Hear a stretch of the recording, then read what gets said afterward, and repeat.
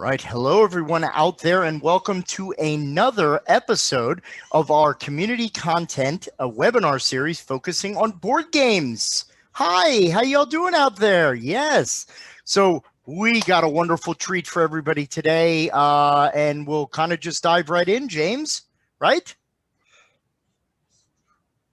Oh, I see what you're doing. You're doing the breath hold thing so we can dive deep. Nice. Cool. I am ready. You are ready. I am. So today we are going to be doing another kind of special type of episode that we're introducing to the community content. And this is what we are going to call our mechanics deep dive, which is why James is holding his breath in anticipation of all the depths to which we were traveling today. And we are going to, in this series, focus on types of games, not just necessarily skill areas that games can teach, but specific types of mechanics or specific types of game types. And we have a couple of great ones. What's one of the other upcoming ones, James, that we have in a couple of weeks? We're gonna have a series on deck builders. Oh yeah.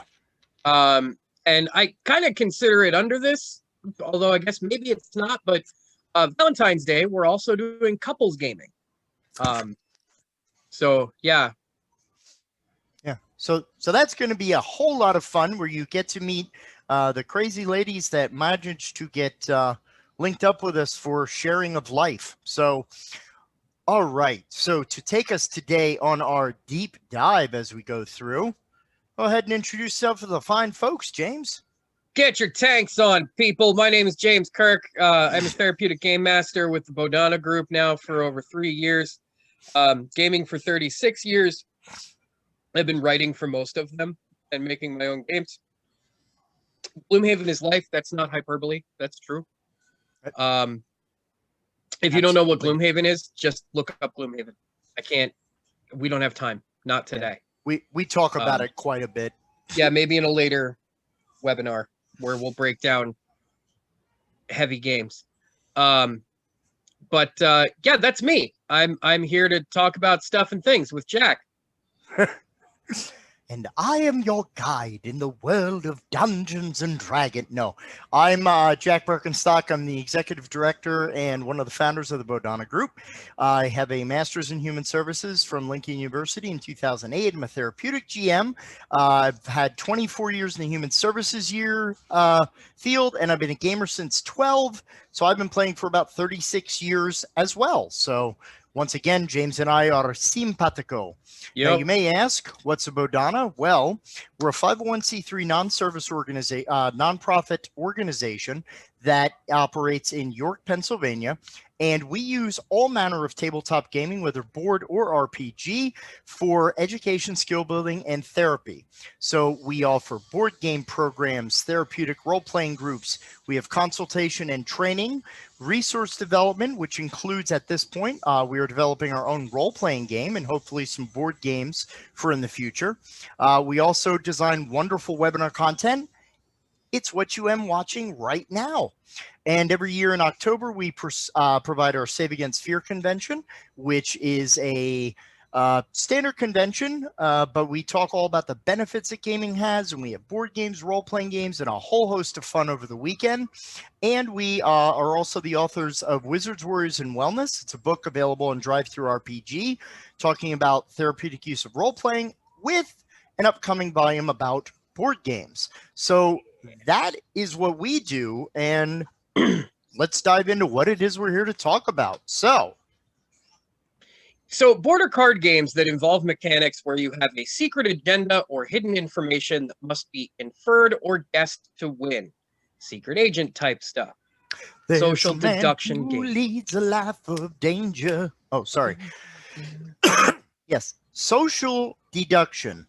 Now, I don't know if we make this distinction later on in the slides, but one thing that we always want to make the distinction here is we are not talking about simple, basic deduction style games here. So you may be asking yourself, well, wait, do you guys mean like Stop Thief or, Scotland Yard or, games Clue, like that? Mysterium, Right. Games like that have mystery elements in them.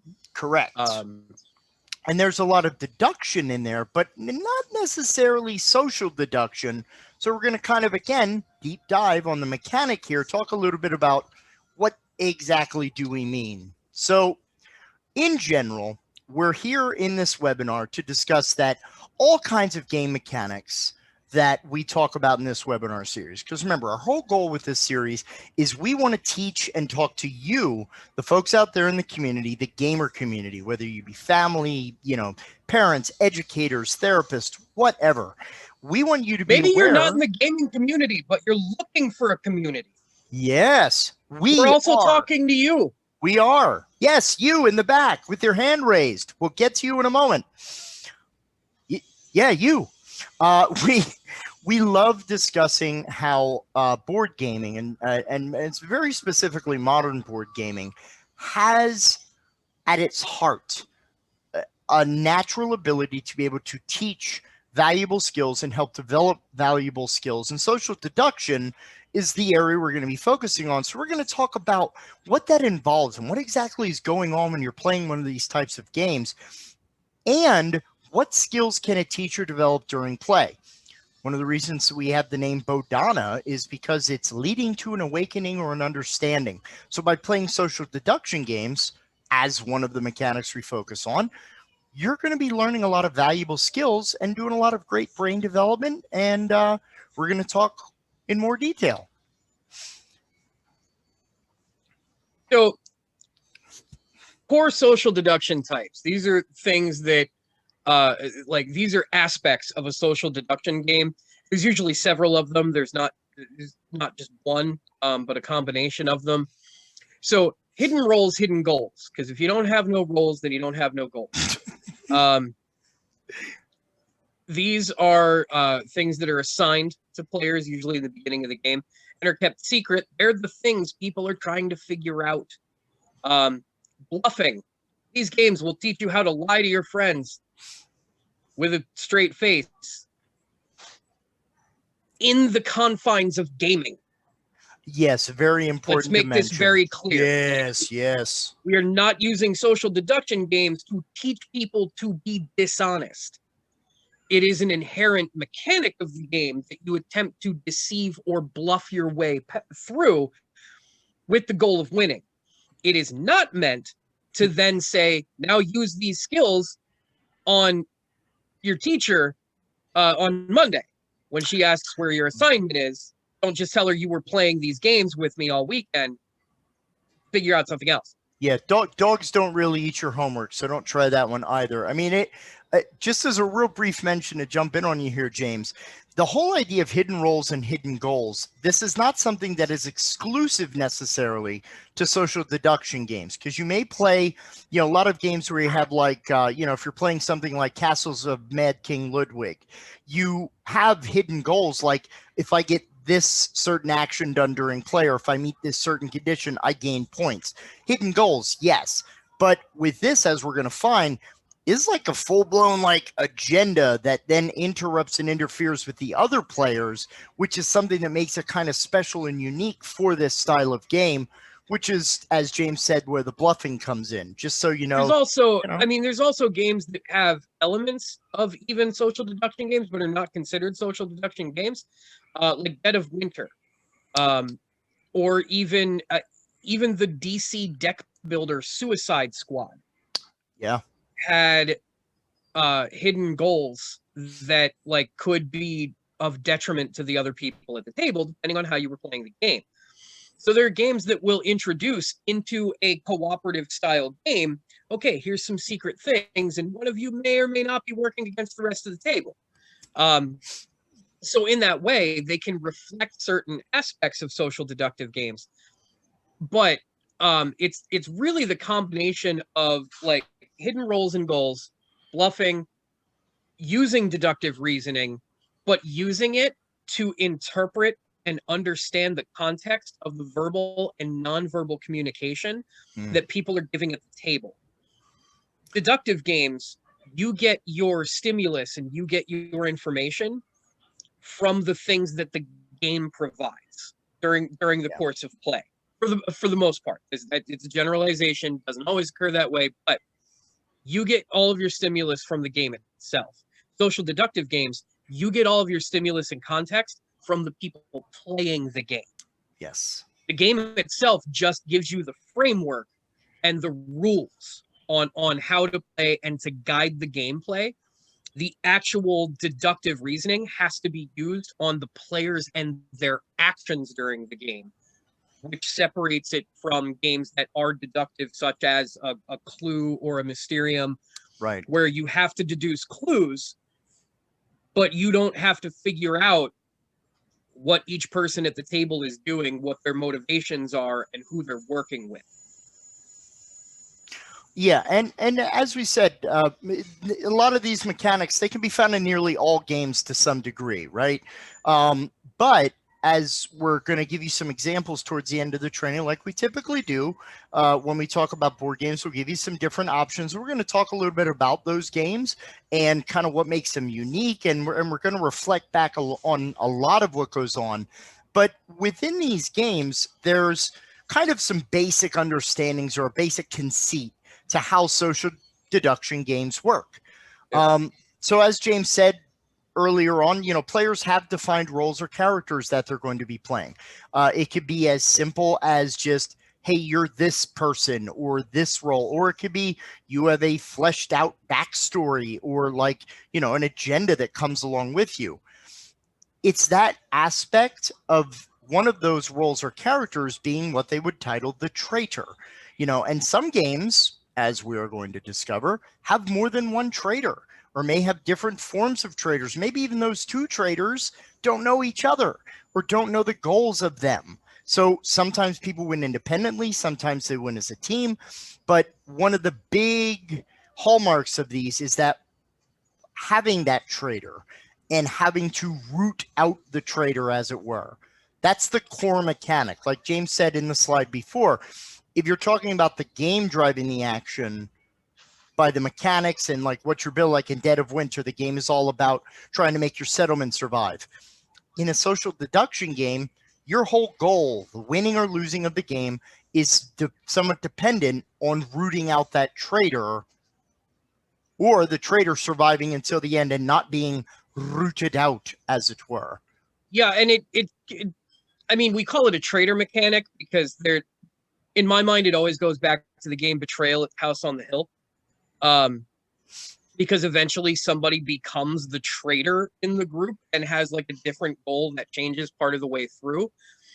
Or you get like betrayal roles. So like that traitor mechanic is just something that we've always kind of called it. It doesn't have to be traitorous.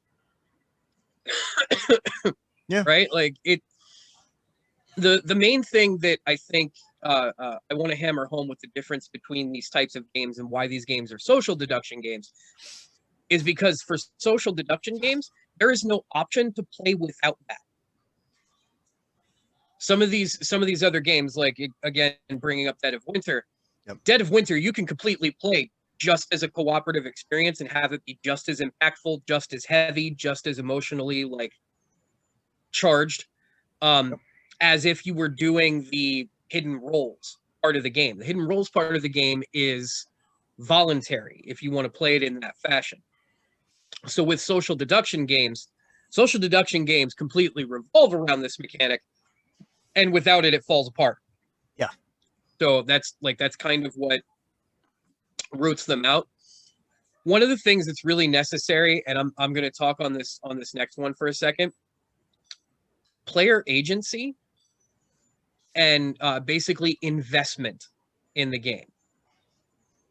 Too often in social deductive gaming, when you play with a mix of like people that you know and people that you don't know, I found this in almost every game that I've played. There are at least 2 or 3 people that all know each other, even if they don't know anybody else in the game. One of those 2 or 3 people is the stooge that just gets thrown under the bus every round until somebody accuses him of something. And it's because of outside, like just inside, jokes or whatever else. But these games are only successful when the players embrace a couple of key factors about social deductive games, you have to enter into this knowing that the people that you're playing with are going to lie to you for the next like 30 to 45 minutes. Right? And nobody is doing this because they are terrible people, or we assume. That's true. I've had some questions over the years. Sure. So they're not doing this because they're terrible people. It is the way that the game is played. But there has to be an investment by all of the players to not only play the game, but to allow each game to be its own sort of encapsulated thing. Yeah.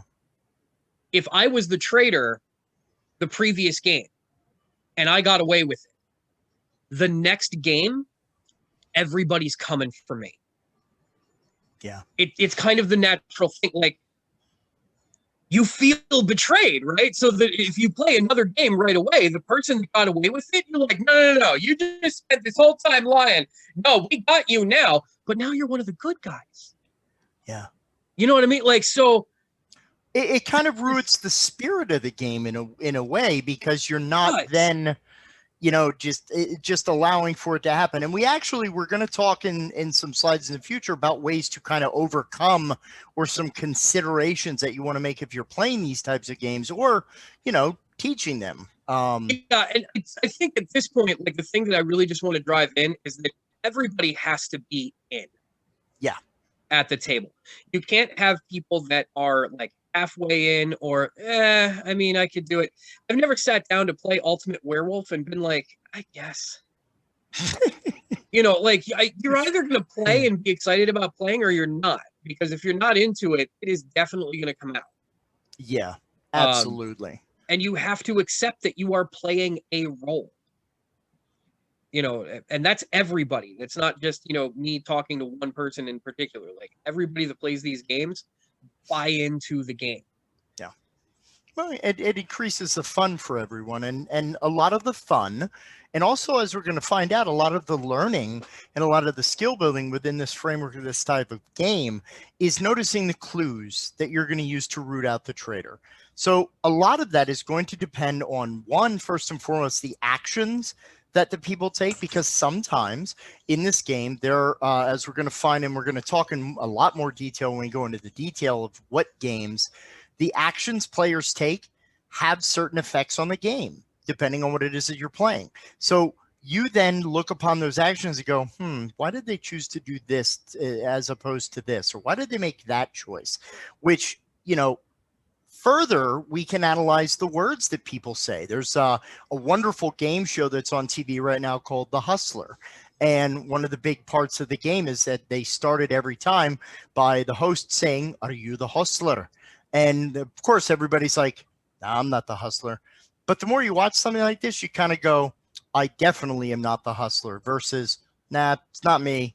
No, I'm not the hustler. Seriously, I'm not the hustler." No, I've said time and time again, I'm not the hustler. And it's like, you've taken 3 minutes to convince me that you're not the hustler. Maybe you're the hustler because you're being a little too over the top about protesting your innocence, right? Which both of those then conform to motivations. Why we align with certain people, why we don't align with certain people, and what we're getting out of a certain decision that we make. All of that is key to the game. That's part of the investment that James talked about, where if you are not invested, your actions, your words, your motivations are not going to be true to the spirit of the game, which is not going to make it as fulfilling as an experience that it could be. Because then, what does that lead us into, James? Weeding out. Yeah, hooray. Weeding out. Oh, wait, no. But no, the weeding out of suspects, it's again, finding this traitor, finding the person that is your target, so to speak. Some games, as we're going to find, there's consequences for making the wrong choice. And actually, that's kind of a pretty popular mechanic with a lot of the games. Structure. They have there's a little like, "Oh, you messed up, son," like, to your decision making. And that's another thing with player agency and the buy-in. And we're going to caution about this. A unique thing about social deduction games is that a lot of them are based on elimination. Yeah. Or the idea that, like, we sat down to play this game with 9 people. All 9 of you are not still going to be playing this game in another 30 minutes. Yeah. A couple of you might not be playing this game in 15 minutes.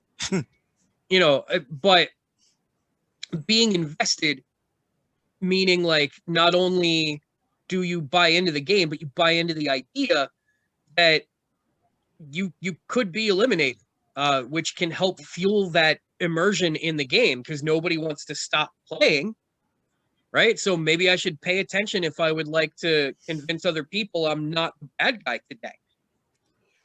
And even for some people, I know for me in some cases, especially if I'm like meeting people for the first time, playing a game like Werewolf, sometimes watching how everything unravels after you get out can be kind of fun in and of itself. So Jack and I probably get accused in these games way too often of like, it's horrible. Well, you seem so guilty because you're so quiet.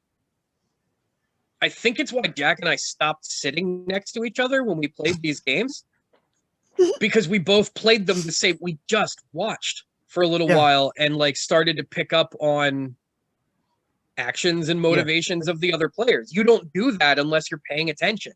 Yeah, it's like Michael Jackson munching on his Thriller popcorn. You know what I mean?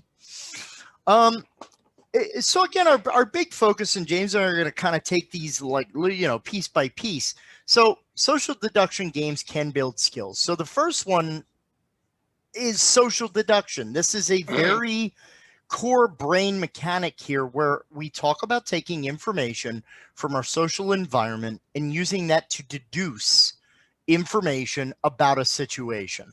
So this can be anything as simply as learning when a joke doesn't land, or, you know, learning where we've kind of lost the interest of an audience.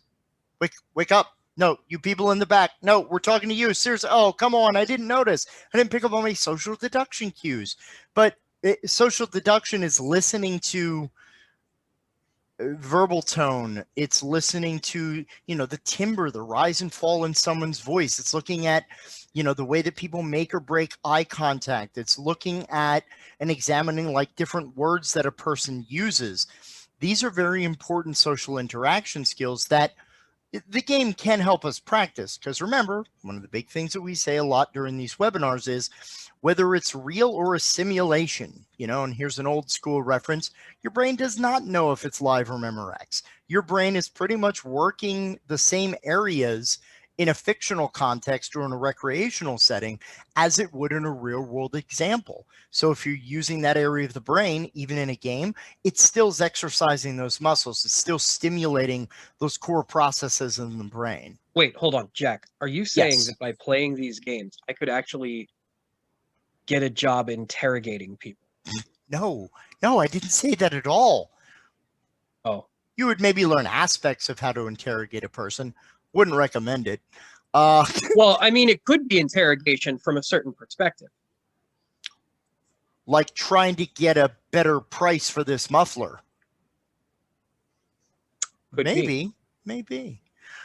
So what about perspective taking, James? So, awkward.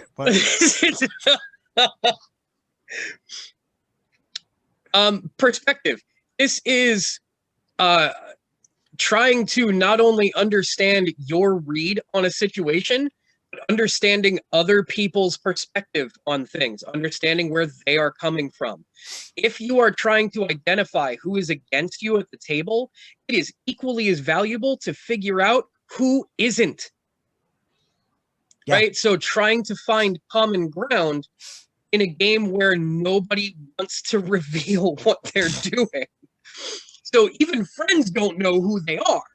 Eventually, you can kind of figure out, like, okay, I'm pretty sure I can trust 2 of the 13 people at this table right now. And that's like 30 minutes into a game if you're playing it with like a bunch of people that are really good. Those are good numbers for a social deduction game. Yeah. So the idea of perspective taking just meaning that when you are doing this, you are not only concentrating. Perspective taking is almost a practice in multitasking here. Yeah, because you're not just concentrating on making sure that your message gets out there and that people understand where you're coming from. You are also, with that social deduction component, now trying to understand where other people are coming from in the game, and then trying to piece together by understanding their perspective of things, whether or not maybe you can trust those people based on the information that they're giving you and their perspective. And even further with perspective taking it's kind of one of the building blocks of empathy, that when you're taking perspective, you're literally taking your consciousness, your attention, your focus on a situation or a scenario, and you're extending it beyond your own direct frame of reference. So they talk a lot within the support community for persons on the autism spectrum, persons with autism, about theory of mind, where, you know, some challenges for some folks with that experience is that they can't see outside of their own frame of reference. Well, it's here, so that's all that I kind of reference or see. It's very difficult to do that. So with perspective taking and with game mechanics, you're actually using game logic and game mechanics to develop that ability to go, well, this person's saying they were the seer. So if they actually were the seer, and that's one of the roles you could play in Werewolf, what might my action be if I was that player? Or if I were the traitor, what would I do? You're literally putting yourself into someone else's shoes, which is why it's one of the building blocks of empathy, which is a huge necessary developmental skill that we all need to work on, because that's just key for interaction. You know what? And then there was this people. I'm so sorry I interrupted you. I apologize. Oh no, go ahead, brother. No, I didn't understand social cues. I see what you did there. So now that you interrupted me, tough guy, you want to tell us a little bit about I said I was sorry. Speaking of etiquette in social situations, yeah. I must have a child because I committed a faux pas. Understanding social cues, right? So these games are built on discourse. They're built on conversation. They're built on people talking to each other. Yeah. You have to be able to, even at like a base level, read people. Yeah.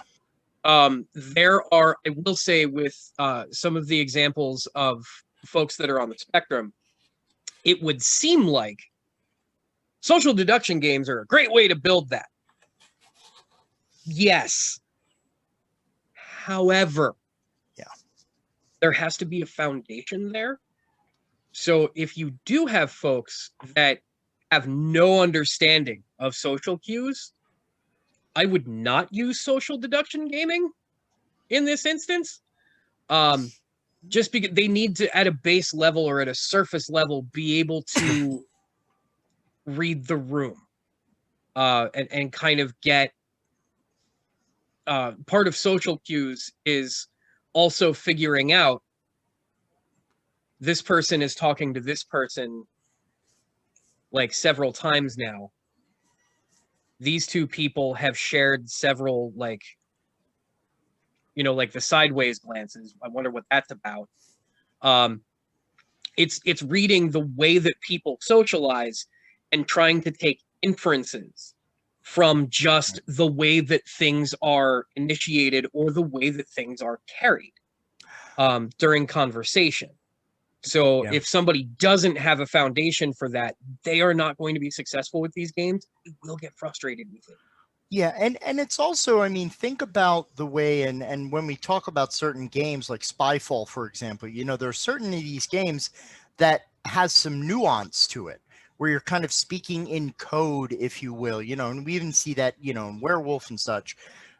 So part of that also is understanding different tones and the way that we reference things, or if we're using figures of speech, or if we're using, different ways of speaking, sometimes those references, and we're not saying this is unique for people with, challenges in the social skill arena, but that, like James said, could be an extreme source of frustration for some people. As we referenced way back upon a time in our first set of these webinars where we talked about, like selecting the right game and realizing what goals you have for this experience of play.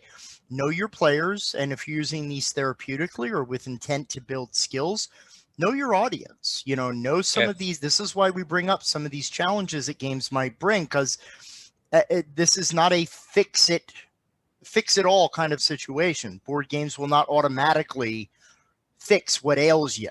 It doesn't quite work that way. So I guess kind of going along with that, we'll finish out with debate skills. I was a member of the debate team when I was in high school. Yes, I was that cool. Academic challenge and chess club. I was the trifecta of nerd. But thinking about debate skills, this also kind of wraps around with like our reciprocal conversation, active listening, interpretation of data and information. When we think about communication, it isn't I say a thing, you say a thing, I say a thing, you say a thing. That's not exactly how communication works. Communication is this very detailed, nuanced dance with a lot of steps to it. I conceive of an idea. Then I go, oh, I'm talking to James. So I know what things James knows because we've known each other for a while. So I'm going to then conceive of the right words, the right tone, depending on the situation and what I know about James. And remember, all this is happening just like that. And then I say it. So now I got to formulate the words, move the mouth muscles, do the thing, say it in a certain pitch or tone. Then James doesn't just go, oh, blah, blah, and repeat back. James goes, oh, Jack said this. So knowing Jack and knowing the current situation right now, knowing what I know about him as well as myself, and I don't need to go through all the essential other steps here, but you get the point. So now we're debating, which comes up a lot in social deduction because we have situations that essentially boil down to, you're the traitor. No, I'm not. I ain't a werewolf. You're a werewolf. You don't shave. Prove it. Prove it. So now you have to give your evidence. You have to present an argument that is going to be convincing based on what you've heard throughout the game. So now we're taking information from around the table, from around the game experience, and we're delivering it in a way that will plead our case. So a lot of deep skill build is going on with social deduction. Because you're not just presenting a logical thesis of, I think this person is guilty because A, B, and C. Right. You also have to present it in a way that convinces other people at the table to come along with that idea. Which is one of the things a lot of people think that, debate skills are just like my ability to argue. No, it isn't. That's a part of it. Your ability to come up with reasons why or why not, but good debaters are convincers. Yes. They're not just arguers. They're people that can make points, but make them in a way that makes you, the listener, go, huh. Well, it's one of those weird things where people say, like, presenting a counter argument. It's not that you're yelling, but the argument is basically your statement of fact. It's counter evidence. People get a, you got cross-mogination. So let's, as we said, dive a little bit deeper. And James touched on a couple of these. But yeah, there are challenges or limits for social deduction games. And we talked a little bit about folks with social skills challenges or, trouble reading social cues. We touched a little bit lightly on it, but the meta play aspect of this. There is a long-standing joke within our circle of friends about, werewolf. You play a bunch of games of werewolf, you kind of notice that meta play structure going on. Like James said, well, Jack was a werewolf like 2 times tonight, so he's got kill him first. He's the werewolf. Whoa, fresh set of cards, dude. Calm down. Back up. Let's try this over again. Or this person is a very good player at this game, so I'm going to knock them out first. So again, to some degree, yeah, you're kind of playing to the strengths of the game. But on the other hand, you're kind of playing outside of the game as opposed to playing within the game, because in some ways it can actually hurt you. Now, social deduction games, unless you can do it within the framework of the game, are not a place for you to get revenge on people for things that they've done outside of the game. Yeah. It's not. You're gonna have a bad time. I'm telling you right now, everybody's gonna hate it, and people are not gonna have a good time, especially people that are being targeted by said thing. Absolutely. One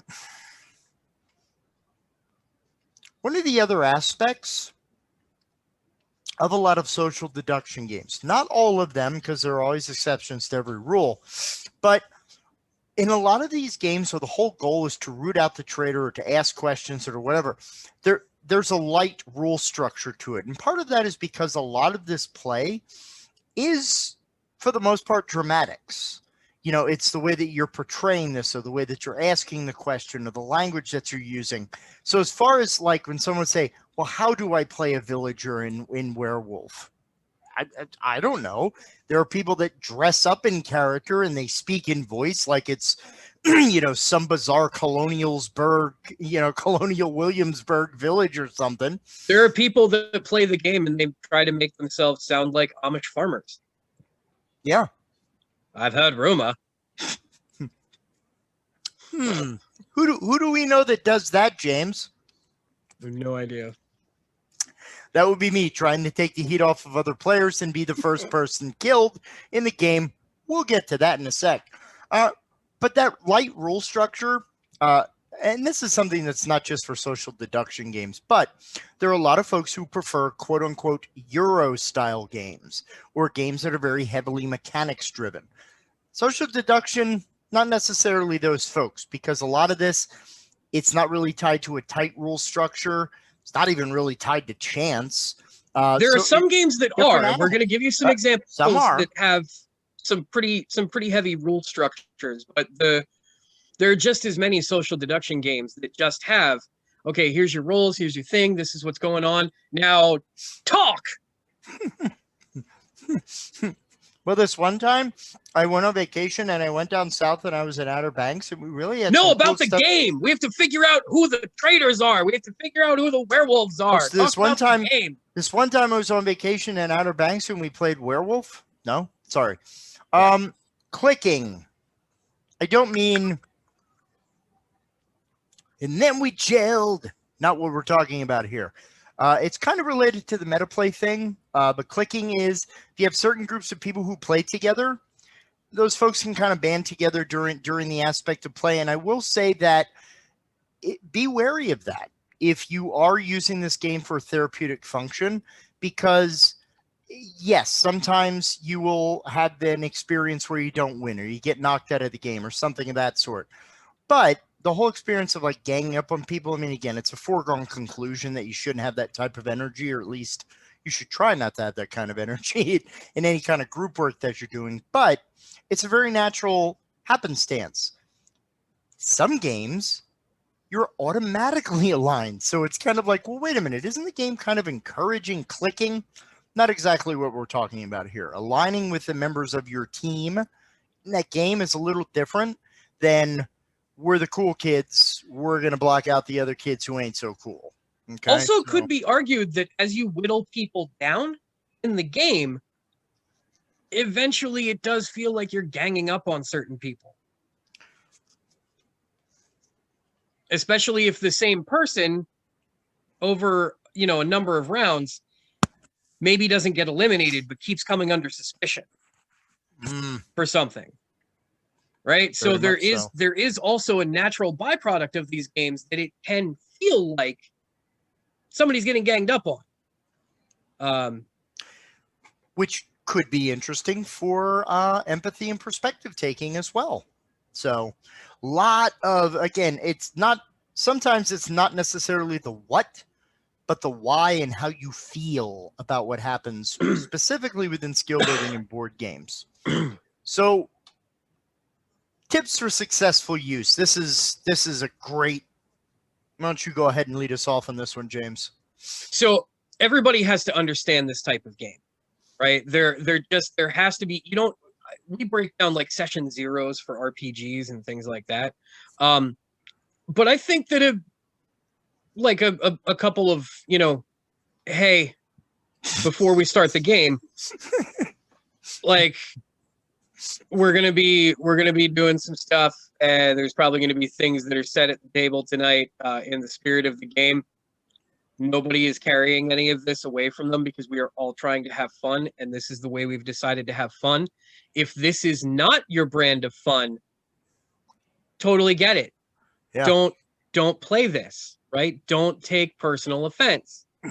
Because everybody's in the same boat. Nobody trusts anybody at the table. And if they do, it's likely because they're either lying about trusting you, or they're a mark. Like they're just not, but everybody has to understand the type of game you're playing, understand what's involved, and understand what's going to happen and how to play. Yeah.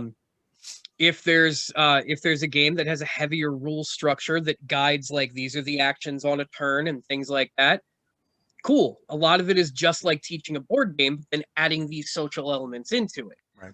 If there's a game that's mostly based on social discourse, you guys got to understand, like, okay, you're going to be given a scenario and you're kind of acting it out as if you were in that scenario. So some improv, things of that nature.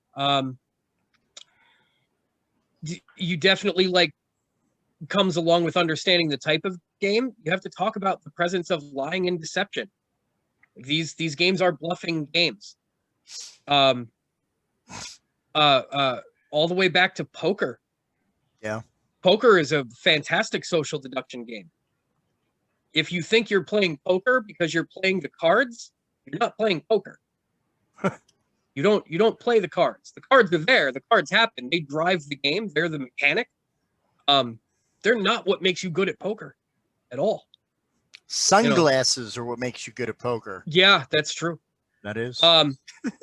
If you are playing a social deduction game where people get eliminated, you need to talk about how that happens so that people are not surprised by this whole thing. Defining boundaries. So if there's anything that, like, and this is a big one, like, because some people, like myself, can get into a game, right? And as my character, I might completely dramatically, like, stand up and and like point a finger and get really accusatory and loud. Maybe somebody at the table can't handle that. Like, personally can't handle that. Right? So we need to talk about those types of boundaries before we start playing this type of game. It's really the only type of board gaming where this comes up. So I don't think that the extra precaution of just asking, like, hey, does anybody get really upset if they're like, really put to task, or if somebody, starts getting loud about something, or, guys might get in each other's faces.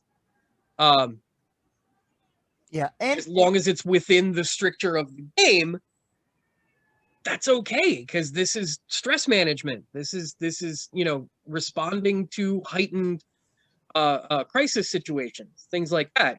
So there is some value in that, but define the boundaries. Make sure that people know what's going on, and make sure that everybody knows what everybody else at the table is comfortable with. The one of the big things, and we did a discussion on this in regards to role playing a few weeks ago, but another big aspect, and this is starting to become a larger thing, is consent, safety tools, all those things. They're just as important for the board game arena as they are for role playing experience, because again, it's a social engagement activity, and it only enhances everyone's fun when people know that they're safe and that they're going to be respected, that it enhances their fun at the table because they feel safe, so they are more open to enjoy what's going on. Knowing what the goal is for the game and the goals for the players, I know I hammer this home when teaching board games, like you have to tell them how to win first. Goals of the game have to be known first. So I find goals of the game incredibly important here, especially for games where you have that light rule structure. Because if most of the game is conversation and you're unclear about where that conversation is supposed to go or what you're supposed to be finding out while you're talking to people, this can be a real bad time, right? Like, so you need to know, and most of the time it's very simple. These are not complicated things. We're just laying out, if you want to stop some of the complications from happening, make sure these simple things are being done. And again, we talked about a lot of this when we talked initially and early about how to teach board games. Now, when we say know the basic mechanics when possible first, a lot of these games, specifically ones like when we talk about Werewolf and some that, there are a lot of options to a lot of these. And we mentioned like Dead of Winter, you could add the trader mechanic or the hidden goal mechanic. A lot of these games do have basic versions of them. For example, in Werewolf, which we'll talk about, there are villagers and werewolves. That's the most basic context of the game. There are tons of other roles that you can play: the mayor, the hunter, the seer, the witch, the whatever. When Battlestar Galactica, you can limit the Cylon exposure in the crew. Like, it doesn't have to follow the full progression. Yeah, like it does in the full game. It's a difficulty adjustment. So bear in mind, when you have people playing for the first time, make sure that your learning curve is scaled to that experience, and not in a, well, what, they can't just jump in and play? No, it's so everybody can have an equal time and they can learn the game to get more proficient at it as they play. That's how we develop mastery. So speaking of, hey, Ultimate Werewolf. So as we've said, it's a scalable experience. This was designed by Ted Alspach, and it is published through Bezier. I want to make sure I said that right. Yeah. But you basically allow players to take on the role of simple villagers or more complicated secret roles. So it's werewolves versus villagers. Your whole idea is, I've heard rumors werewolves are around town gobbling up people left and right and whatnot. Oh yeah.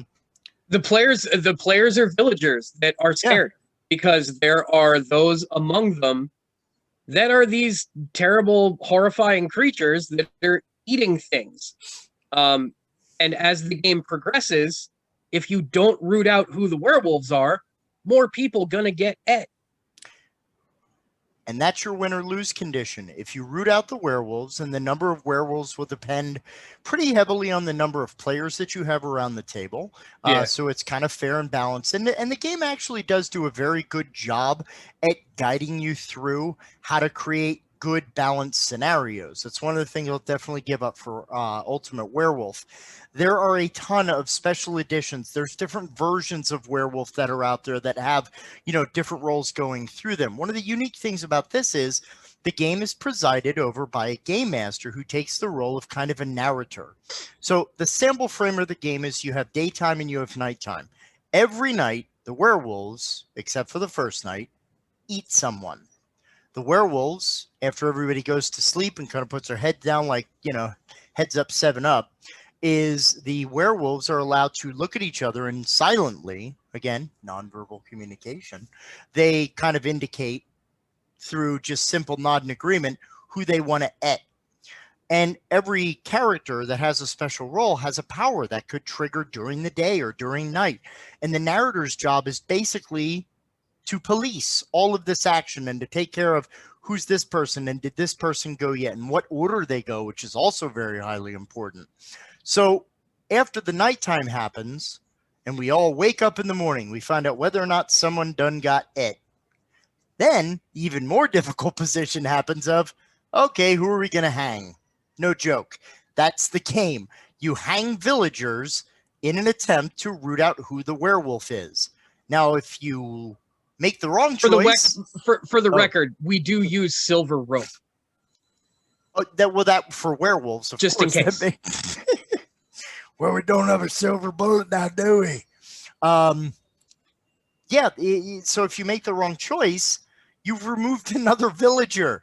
You've literally done the werewolf's job for them. So the whole idea is everybody just starts talking, and then the nomination happens. That's kind of another cool aspect of a lot of these games where I call for a vote. Because then you pretty much nominate someone seconds, then the werewolf gets to defend themselves, then you thumbs up or thumbs down whether or not to hang, and you call for a vote. That's and at some point, if it just starts taking too long, you can get to the point where nobody gets hung that day. Yeah. Because you just like there's only so much time in a day, right? So eventually it's going to be nighttime. So if you guys can't come to a consensus, then nobody's going to get hung. But it also means that you lost a day's work of being able to possibly find one of the werewolves, who's guaranteed they gonna eat somebody tonight. Werewolves, and there is no chance that a werewolf is going to eat a werewolf because all the werewolves know who they are. Yeah, it's like, sorry, Bob. Did I get a little off the? Sorry, my bad. I don't know why werewolves are named Bob. So there are some challenges sometimes to werewolves. One, it can be a little tough getting it started because at the beginning, you really don't have any information or any data that's coming in to kind of clue you in as to who might be the werewolf. So it's all supposition the first day that you start the game.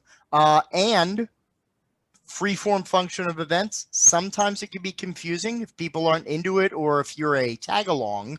That's another thing that can sometimes, drag the game down. But, James addressed that a little bit earlier. So let me at least preface, first of all, before we talk into detail about this game, although it has a very provocative title, does not promote any of the ideals of Nazism or, any of that type of ideology. But if anything, the game from a simulation standpoint, yeah, in a scary way, kind of shows how easy it was. Yeah, absolutely. Do you want to take this one, or do you want? Yeah, sure. So go ahead. Players are put into, instead of having separate roles where everybody plays a different character class in the game, there are two roles. It's either fascist or liberal.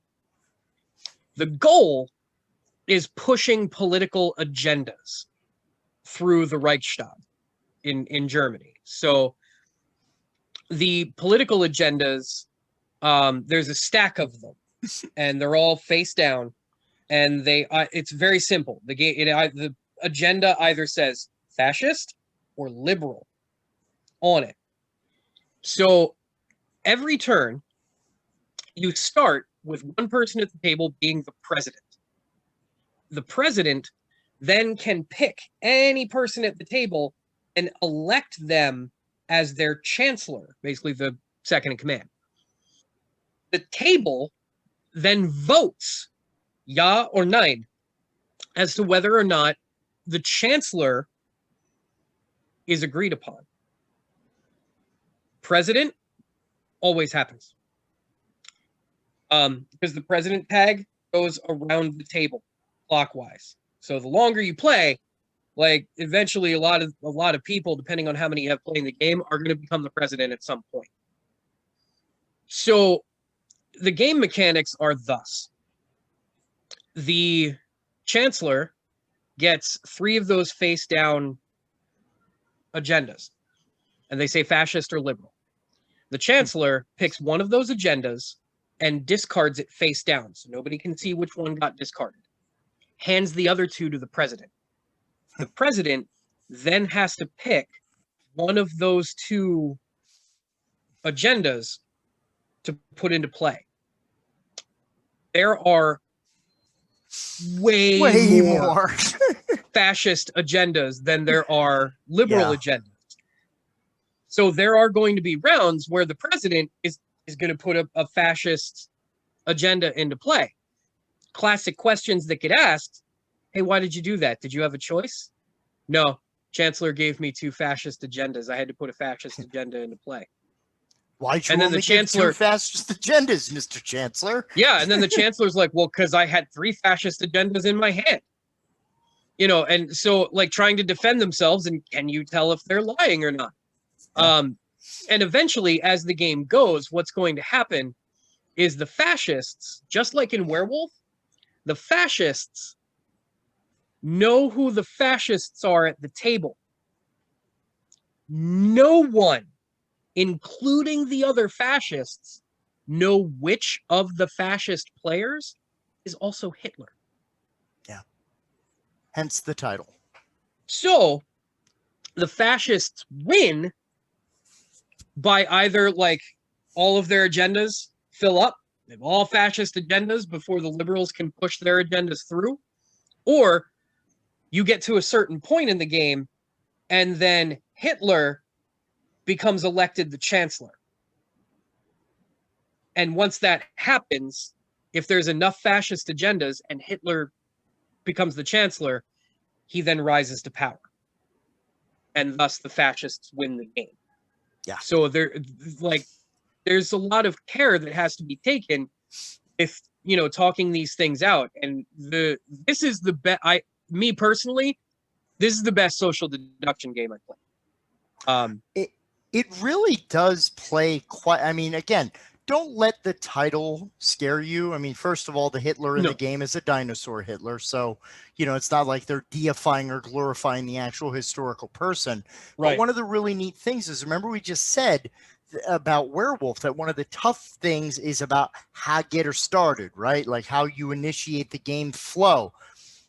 This does it for you. Yeah, brilliant decision on the agendas are right there. It automatically creates the suspicion with like a natural way to argue around it. Hey, he could be right. Maybe he only got 3 of these. But if you're then like the president and you're like, wait a minute, I'm drawing an awful lot of fascism here. So why did you pick that? Because there's also a limited number of tiles that are available in the game as to whether they're fascist or liberal. But again, very cool game. And there's a lot of data that you have to collect from the players during the game, because there's a very limited ability to eliminate a player from the game as well, which is interesting. There's no, like, we don't hang people in this game to weed them out with silver ropes, right? Like, we don't do that. There's an assassin bullet that you can earn that whoever is the president at the time can order this person be eliminated, and that's it. But that can also be bypassed. And it can backfire. Yeah, other than that, everybody that starts the game are the same people that are in the game when it ends. Yeah. So it then becomes, okay, when that person was the president, they put a fascist agenda into play and said that they weren't given a choice, that there were 2 fascist agendas. He also voted against having a chancellor in the game that I know is a liberal. So he was against that person. And then when he was the chancellor, another fascist agenda got put into play, and he said he had no choice. If you've submitted at least 3 fascist agendas, you might be a secret Hitler. If the liberal don't quit. What? Fit. Submit. What? So what other kind of games are there out there, James? Yeah. Oh, I gotta, we could definitely share that. Yeah, this is one of my absolute favorites. First, I just have to publicly admit my absolute love for Smirk and Dagger / Smirk and Laughter games. Kirk Covert, excellent company, some brilliant folks. So Menace Among Us, a very interesting game, came to our attention a little while ago. It's a it's not ultra complicated, but it has some moving parts to it. It's a social deduction game where you are all aboard a spaceship, and the spaceship has loyal, good people on it, and it has a couple of traitors. Now, jerkweeds.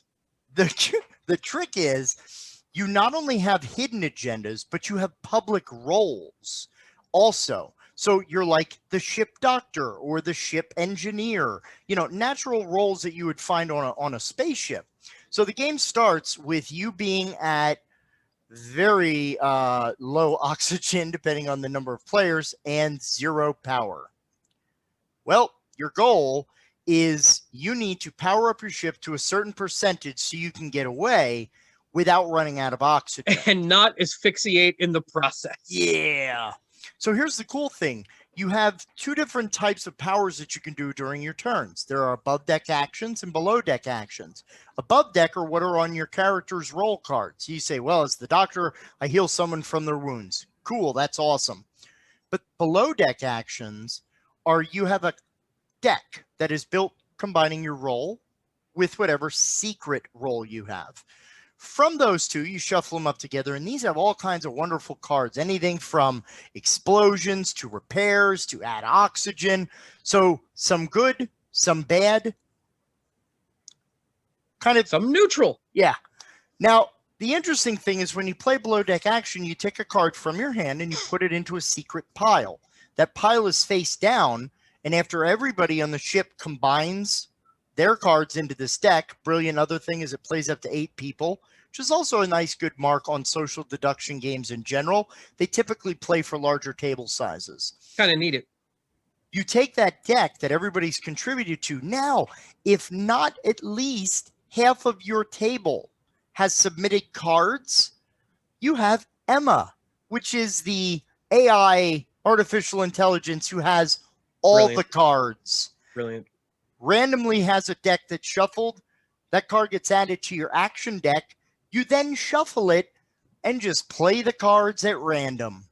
So now you have good things and bad things happening, and you have an entire deck of, oh my God, what did people play? We needed 5 cards in that deck, and only 3 people added cards. So I know that myself and Tim and Jess all put a card in, but then the AI had to add the other 2. So 2 of those cards, good, bad, neutral, are completely random. I have no idea what people played in here. Now further, now that you have all this wonderful info, so you got to fight to stay alive. You got to fight to get your ship up. There is also a gun that comes in the game. It's a little cardboard one, but we actually play with an oversized Nerf gun, which just makes it so much cooler. Yeah. That is the I call for a vote gun. So at any point during the round, a player may grab that gun. After actions are taken, they can go, I want to call a vote. I think I know who our traitor is. If you're wrong, you lose oxygen. And that player goes to the brig. So they're not eliminated. They just no longer can perform above deck actions. So they have to submit cards in. So if I'm the traitor and I'm not dead, but you just send me to the brink, I still get to mess with the ship until you find my other compadre. Very deep game that, and again, I mean, I guess we have to say, James, every single game that we've played of this, people are kind of like, yeah, it's okay. By the time we're at like end game, people are sweating. They're looking around the table like they're talking in character, and it's just I think every so game that well we've played paced. of this has come down to like the last bit of oxygen, or like we just got the engines up and running before we choked. Yeah, yeah, it's really a well brilliant game. It's a brilliant game. It's one of our favorites. Got it at Gen Con 2 years ago, but one of our favorites to get to the table. So highly recommended. And I know this next one is definitely one of your majors. Oh man, take us to the Crustle. Oh boy. So the thing, Infection at Outpost 31, plays through the events, or like the general mood of the John Carpenter classic, The Thing. Are you sure it was John Carpenter's The Thing? I mean, it's not like he doesn't put his name in front of all the movies he directs, right? Right. Sorry. So this one, like Menace Among Us, is one of those social deduction games that has like a heavier rules content, so it guides the play in a much more heavy-handed way than some of the other games do. So this one is interesting because when you assign roles, the roles are all of the characters from the movie, but they're put into their like utilitarian usefulness. whether they're science people or mechanics or leadership style. Like there's colors assigned to them. And the game has a very specific split according to how many players you have as to how many of each profession can be dealt out for the game. The game is played in a series of challenges. Everybody starts in the central crew area, and you have to go out on these little missions to go and find supplies and things. There are 3 tiers to the game. The organism starts out very small and then gets horrifyingly large toward the end of the game. So each tier has requirements. One of the tiers might be like get rope, get dynamite, and defeat one small organism. So when you do these missions, you flip over a card. Missions are completely random. You get the mission that you're supposed to go on, and basically whoever is the mission captain, which again, like the president, goes around the table in clockwise order. Everybody's going to be the mission captain at some point. The mission captain has to put their crew together. So if there's 8 people and the mission says you can bring 4 crew members are not going on this mission. This is important because everybody has a hand of cards that are supplies. You'll see them listed in the picture with the little blue backing that say supply cards. The supplies are the things that you have to play out of your hand to basically execute your mission effectively. So everybody, like Menace Among Us, randomly plays their supply cards when they get picked to go on the mission. And then you put them together and you look at your hand and then you go, all right, who's the jerk? Right? Or everybody did what they said they were going to do and the mission was successful. During the course of the game, when you start, there is one person that is infected. But because this thing is an organism, once you start going through the game, you then get tiers where now you shuffle up infection cards that have regular human blood samples and then one more infected. And those get randomly dealt out to the players. So there's a chance that now somebody new that wasn't infected at the beginning of the game now is infected and is working against you. So not only do you have the social deduction in the beginning of having very little information to go on, but now part of the way through the game, you have to be open to the fact that you have to now change the way that you're looking at the people that are in the game. There are mechanics built in for people to be able to earn the ability to blood test players, that they have to show their role so that you can see if they're infected or not. There are limited weaponry, like a flamethrower, that you can just burn the charges and just decide to toast somebody. Ultimately, the game is played to the point where either the people that are the infected have sabotaged enough missions that the outpost itself is so damaged that you can't escape from it, or you were not able to complete all of your missions in time. That's one way that it can end. The other way that it ends is that you get through all the tiers. You finish everything. Everybody's there. You know that out of 8 people, 3 of the people that are currently in your crew are all infected. Right? The chopper arrives. Moment of truth. The last mission captain has to now decide what other 4 you vote on the mission captain. That's important. Then after you decide who the mission captain is, hoping you've picked one of the 5 people that's not infected, that mission captain selects 4 other people out of the 7 remaining to get on the chopper. Now remember, 3 people are infected, 5 people are not. 5 people can get on the chopper. If one infected person gets on that chopper, humans lose. Yeah.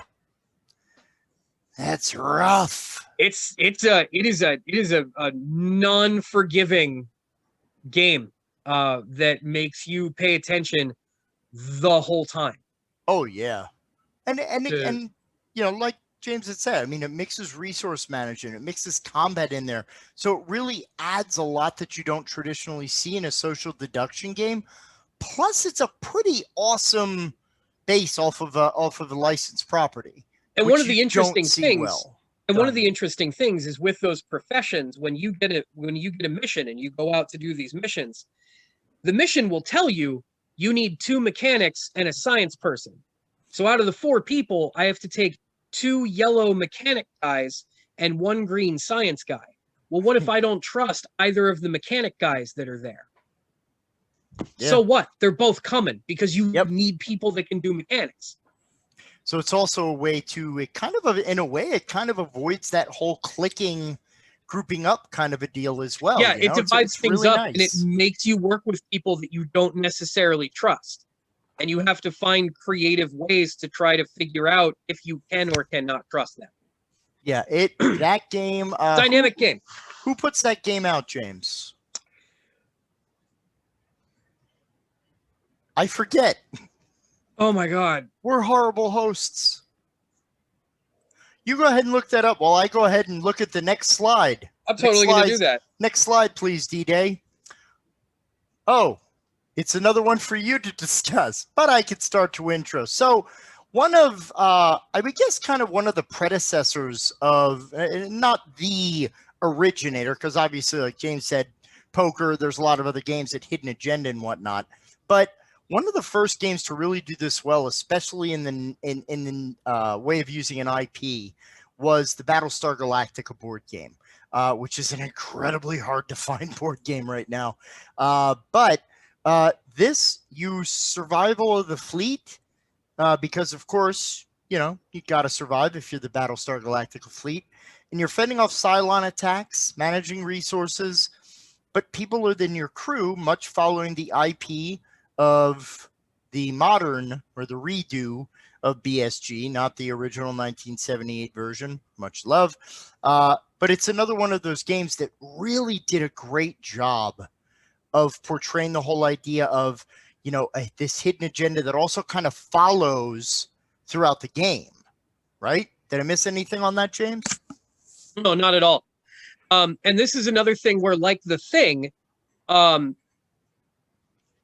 you start out with like maybe one person in the crew that is secretly a Cylon, and more people become Cylons as the game progresses. So the people that you trusted working with in the beginning of the game might not be the people that you're trusting at the end of the game. You also have to add in complications like you're on the Galactica, and there are random threats that will get added, like Cylons will show up, like, oh, there's a base star. And there's Cylon raiders that are coming out of it, and they're going to attack the ship. And there are flanks of where the ship is going to be hit or be attacked, and resources. And you have to protect those things and be able to mount a defense and respond to oncoming threats, and also be able to balance the fact that at least one person is probably not on your team. Yeah. Throughout the course of the game. And there's expansions that add even more complicated elements, like we've added Caprica and, all these other aspects that get added on. It's a really good game if you can find it. Yeah, and it balances well between the like resource gathering and like strategic tactical combat mixed in with this heavy social deduction aspect of who in your team is not on your team. Mm-hmm. It does it very well. Plus, it has Edward James Olmos on the cover, so you can't argue with that. Right. Yes. I got to reach these kids. Anybody that has EJO on it. So our final game in the what kind of games do this pretty well selection. And there's real quick. Sorry. Who was real quick, I want to throw this in. The Thing is distributed and made by USA Opoly. Ah, yes. From the Harry Potter Battle for Hogwarts, right? Yeah, the deck building thing. Yep. Fantastic. Yes, and the Battlestar Galactica was a Final Fantasy Flight game, FFG. So FFG to BSG, never mind. So our final game in the These Are Awesome is Spyfall. It's a very, very interesting entry into the entire array here. It's designed by Alexandra Oshan, published through Cryptozoic / Hobby World. So the whole idea is that there are a series of locations throughout the game. There's like 20 or so locations. Each location has a number of cards that have that location on them. But then there is one card that is just labeled Spy. So all the players in the round get the same card. And as you can see by the box, again, plays up to 8. Heavy player count in these social deduction games. So you might get Casino, Pirate Ship, Space Station. The Spy just has a card that says Spy, but they all have the same back. So no one knows who the spy is. So players are encouraged to ask questions to find the spy. But here's the rub. Players have to be careful about the type of questions that they ask, because you're trying to let the other players around the table know that you're not the spy, but you got to be careful, because the spy's whole job is to listen to everybody around the table and figure out what's going on. So you have to craft a cover, because the spy's way to win is by guessing the location. So let's say you get the casino. You can't just say, hey, everybody love that roulette table, huh? How's those numbers going tonight? Always bet on black. Am I right? Not the way to win this game, because the spy go, yeah, casino, give me my point. That's not how you're going to win this game. So you have to find creative ways. And a lot of these have overlap. So there can be kind of some guesswork. Players win by unanimously deciding, yeah, I think Freddy's the spy. And if they're right, all the players win the point. Spy, as we said, must guess the location to win. There is a Spyfall 2 that is out, and there is another version of Spyfall. It's a very nice, easy to pick up game. The art is pretty fantastic. Plays really, really quickly. And it's another one of those kind of basic. So if you're looking for kind of an entry-level social deduction game that does not take very long to learn, this is definitely right up your alley. I will say there's not a lot of guidance in what kind of questions you have to ask, or what type of questions can be asked, or the discussion to have. So remember, we talked about that rules light kind of forum where it could go either way, and a lot of it is trial and error, which some players may find frustrating. But again, wonderful entry to the series. So I believe anything else, James? Nope, those were the games. Those are the examples we wanted to give. And there's others out there. These are not like the exhaustive end all be all list, but these are just ones that we've had experience with that we wanted to highlight. Yeah, in general, if you enjoy the series that you're watching here, please visit us at www.thebodhanagroup.org. All of our free community content webinar is put up onto our website for free consumption, because it is our nonprofit promise to the community about spreading the word about the beneficial aspects of the board game hobby. We also have a host of role-playing game focused webinars that are available on our website for a small fee to watch and enjoy. Please feel free to email us with any questions at the Bodhana Group at gmail.com. You can also check us out on Facebook and Twitter. Please order Wizards, Warriors, and Wellness on Drive-Thru-RPG. It is an Electrum level seller. Very proud about that. And of course, Save Against Fear every year in October. We are hoping to be with you in 2021 in person. But if not, we will again go online to do all of our wonderful. And if you did like this content, knowing that it is free, please, you are still available to go to our website and you can donate and support us as a nonprofit to help us with our mission, vision, and all of our various projects. So that is all that we have for today. So it's been great talking to you, Jack, in a social manner. Absolutely. No, sincerely, thank you all for stopping by again. Catch us on the next webinar series that we have. And again, go to the Bodhana Group.org to find all of our webinar content, as well as a list of upcomings, so you can actually book to be in live with us and get some Q&A and ask us direct questions about all that we know and try to stump us. Just try. I dares you. Bring it. Yeah. Try to stump Jack. But sincerely, not like that though. Yeah. Thank you all. Thanks for stopping by.